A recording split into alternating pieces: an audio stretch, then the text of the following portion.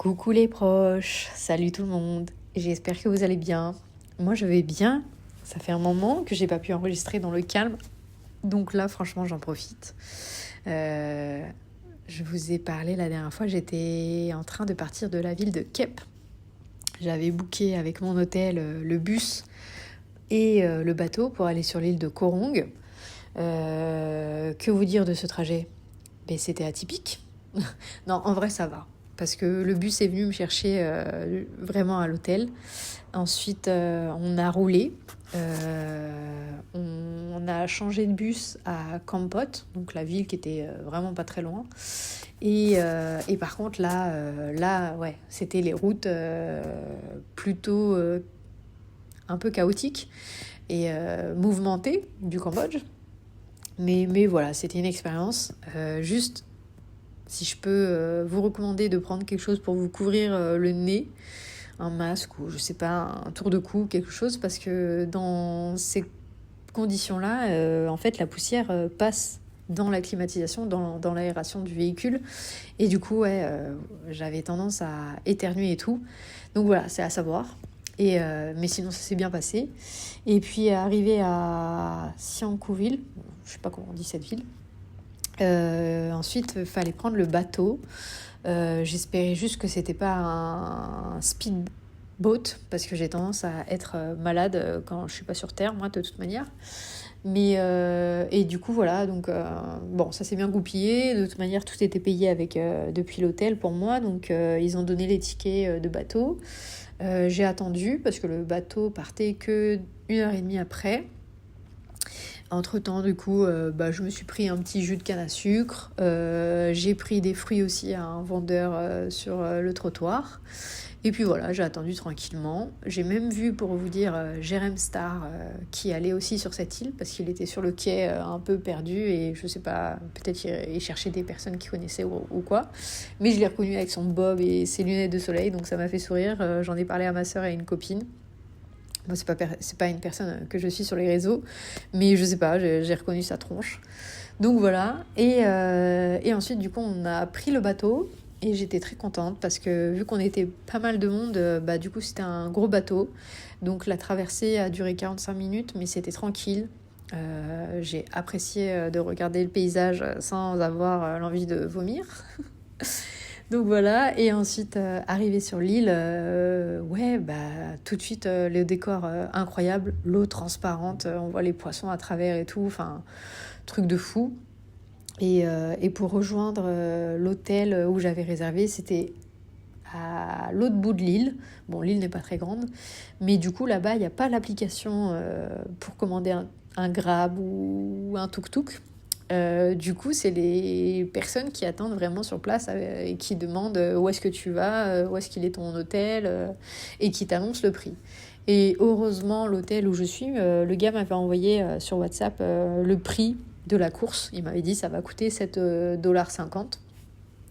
Donc voilà, donc il y a un gars qui m'accoste et qui me dit oui, tu vas où, machin, et je lui dis, et du coup il me dit ouais, ok, 10 $. Et je dis ah non. Moi, je peux payer 7,50 $. Il me dit, ah non, 8 $. Et je dis, non, mais regarde, le gars chez qui je vais loger, de toute manière, m'a donné le prix, c'est 7,50 $. Il me dit, bon, ok, mais il n'était pas très avenant. Donc, je commence à le suivre et tout, mais il était assez speed.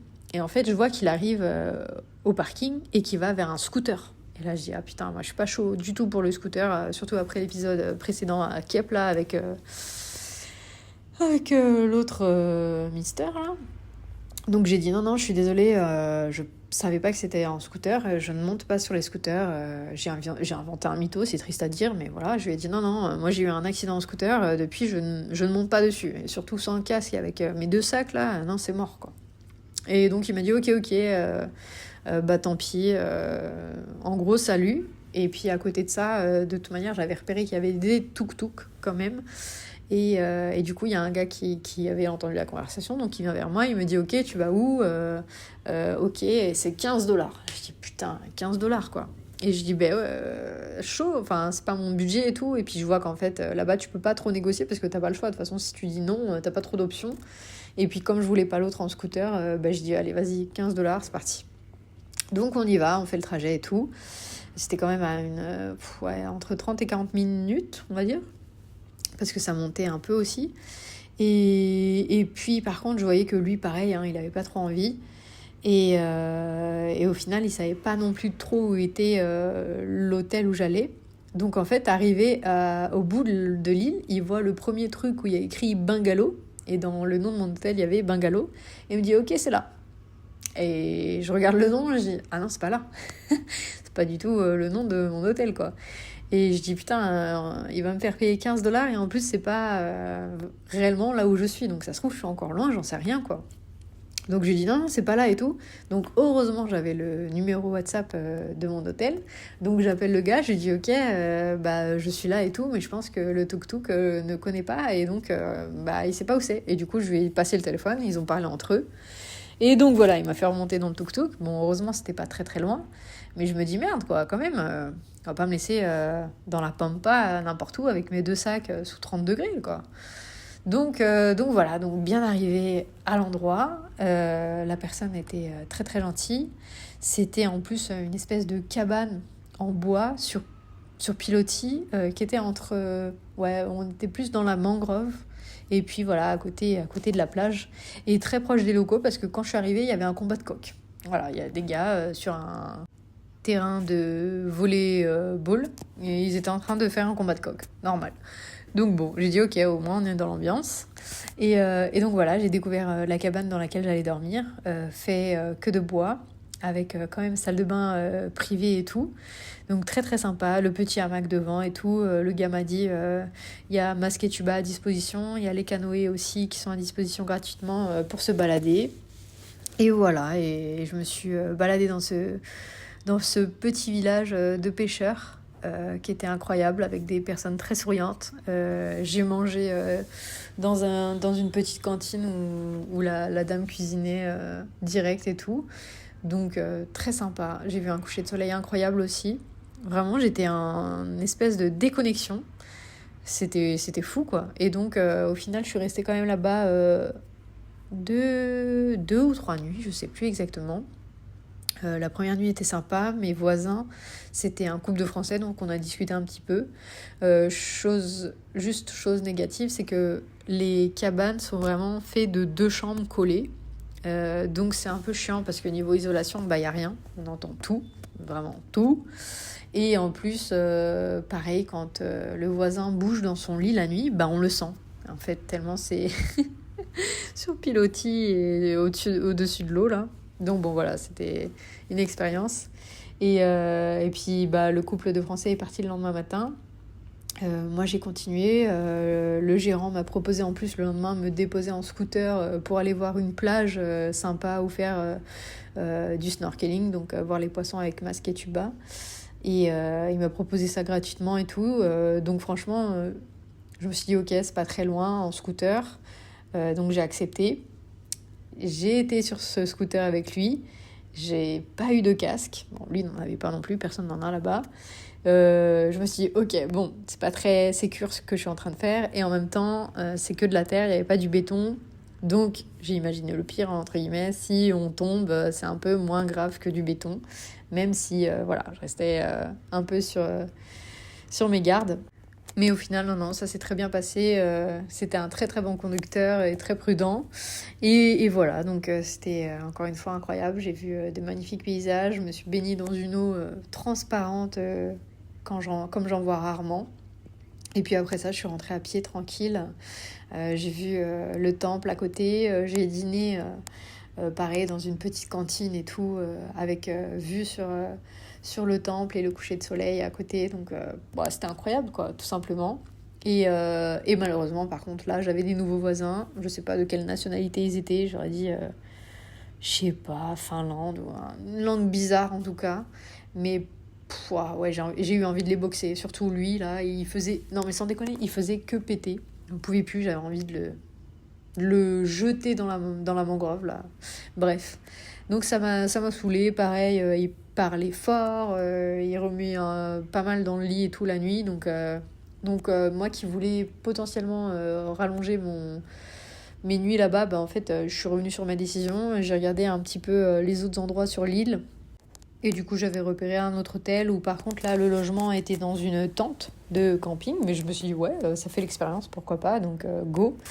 Donc voilà, et au final, en plus, le lendemain, enfin la dernière journée où j'étais à ce premier logement, et j'espère leur avoir bien cassé les robignoles pour ne pas être trop grossière. Mais en gros, je me suis levée, je crois, à 5h du matin. Donc comme les chambres sont collées, en plus, ça fait du bruit. J'ai pris ma douche. Et ensuite, j'ai galéré comme pas possible. J'ai mis ma lumière frontale et tout. Et en fait, j'ai voulu prendre le canoë kayak pour aller voir le lever du soleil, mais sur l'eau. Donc voilà, c'était toute une mission pour réussir à rentrer là-dedans sans me mouiller, sans tomber à l'eau non plus.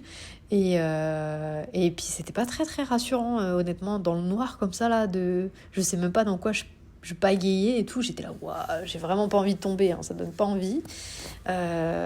Surtout qu'en plus, les eaux usées de la douche et du lavabo, s'écoulent directement comme ça, en fait, de la cabane. Autant l'eau des toilettes part je ne sais où, mais par contre, voilà, pour l'eau du lavabo et de la salle de bain, en tout cas de la douche, ça part directement en dessous de la cabane. Donc voilà, ça vous donne une idée un peu de ce qu'il y a dans l'eau, tout ce qui est produits chimiques, des gels douche, shampoing et tout.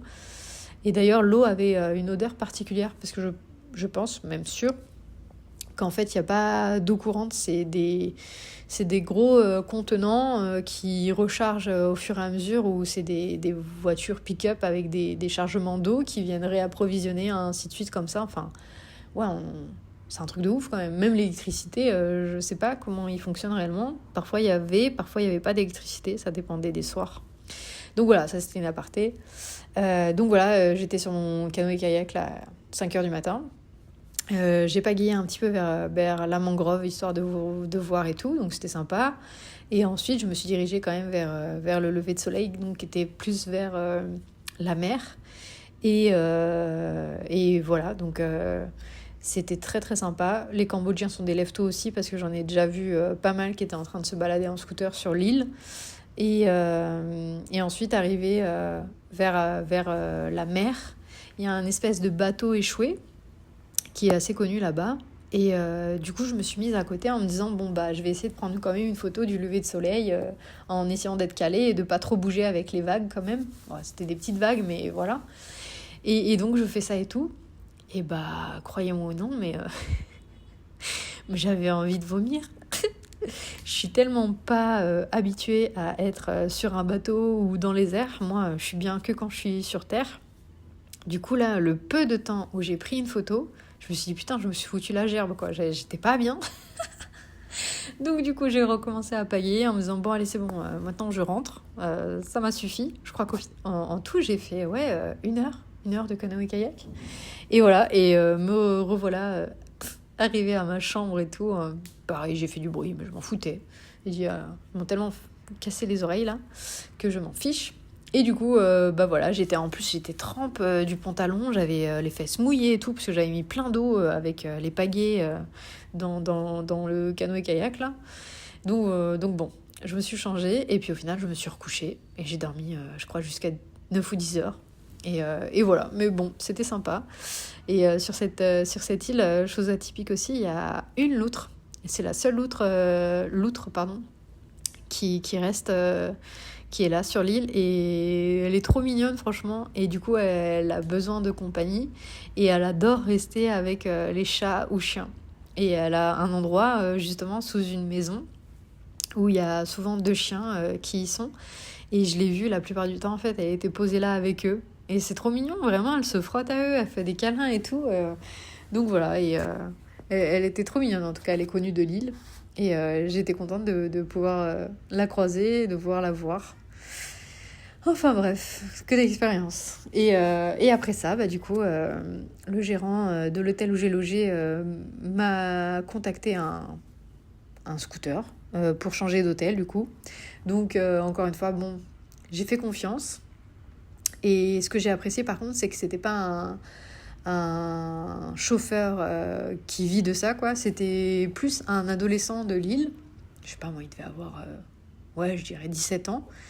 mais où du coup, il savait qu'il allait se faire un petit billet et tout, et donc il était trop mignon, il était trop prudent, il prenait le temps vraiment de conduire comme il faut, pas brusquement et tout, donc vraiment c'était agréable, et j'ai été contente du coup de lui payer la course, et qu'il puisse se faire un petit billet là-dessus, quoi. Donc voilà, et arrivé au deuxième hôtel, ils m'ont donné du coup la tente que j'avais réservée. Et là, incroyable. Franchement, j'ai jamais vu un truc comme ça. C'était une tente de luxe. Vraiment, c'était un truc sur pilotis, avec de quoi se rincer les pieds. Et ensuite, une protection au-dessus pour être protégé du soleil ou de la pluie. Et dedans, on peut se tenir debout. C'était une tente quechua, mais qui était vachement grande et haute. Et dedans, il y avait un ventilo, le lit, enfin vraiment tout le confort, quoi. Même une petite lampe et tout, donc incroyable. Et à côté, il y avait donc 2 douches et toilettes partagées, mais pareil, qui étaient très très propres. Donc endroit incroyable, j'avais les pieds dans le sable, vraiment. Le personnel aux petits soins, adorable. Il y avait des serviettes à disposition pour la plage, le transat et tout. Pareil, le restaurant, prix abordable et varié. Et voilà, enfin, franchement, j'ai vécu des jours de rêve là-bas. J'ai rallongé un petit peu même mon séjour. Et puis malheureusement, après, ils ont été un peu complets. Donc j'ai décidé de partir. Et puis je me suis dit, il faut quand même que je continue de voyager pour découvrir ce pays. Mais franchement, je suis partie de là-bas en me disant, mais je me sens pas bien. J'ai pas envie de partir. Je suis trop bien ici. J'ai envie de voir plus, quoi. Donc vraiment, j'y retournerai sur cette île de Koh Rong. Et je vous la recommande. Tester les endroits. Même peut-être plusieurs endroits, et vous verrez un petit peu ce que ça donne. En tout cas, moi, au premier endroit, j'étais vraiment au bout en haut, et le deuxième endroit, c'était vers Coconut Beach. De toute façon, je vous mettrai les noms des hôtels où j'étais, mais je recommande, quoi. C'était incroyable. Donc voilà, je m'arrête là pour cet épisode. Je vous raconterai la suite plus tard. En attendant, je vous fais des bisous et prenez soin de vous. Ciao!